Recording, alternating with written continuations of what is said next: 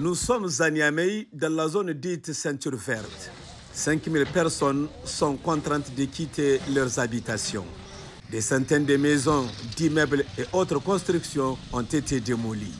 Les autorités de la capitale nigérienne jugent ces constructions illégales. Selon les autorités, la ceinture verte est un espace vert destiné à protéger Niamey contre les aléas climatiques, mais aussi à améliorer le cadre de vie de la population. Pour cela, disent-elles, aucune construction ne doit rester dans cet espace. Mais l'opération laisse derrière elle des victimes. Je suis la personne qui a subi la plus lourde perte de cette opération. On m'a détruit 9 immeubles à étages entièrement équipés d'une valeur de plus d'1 milliard de francs CFA. C'est seulement là où j'habite avec ma famille que j'ai pu sauver quelques meubles que tu vois devant toi. Depuis, je n'ai plus aucune maison. Je viens de louer celle où j'habite maintenant. Et moi, je suis chez un ami. Et je suis devenu un réfugié. Mais c'est désolant. Surtout en période d'hivernage. Déguerpir ton peuple. Il y a des gens qui, hier là, ils ont dormi sur un arbre.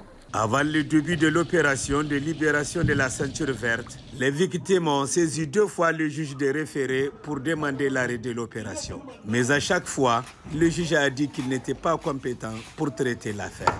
Les lotisseurs et les propriétaires coutumiers concernés par cette affaire se disent prêts à saisir la justice. On ne va pas céder comme ça. On est même en justice. Le terrain, tous les champs dans lesquels qui abritent la ceinture verte, depuis les 2500 hectares jusqu'à aujourd'hui, appartiennent aux propriétaires coutumiers. Les champs nous appartiennent. Personne ne nous a expropriés. Personne n'est venu vers nous. Et que voilà l'ordonnance 97-306 qui dit « vous pouvez lotir ».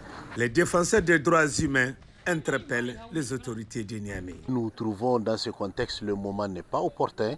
Et les gens qui aujourd'hui qui avaient construit dans la ceinture verte, en réalité, il faut d'abord situer les responsabilités.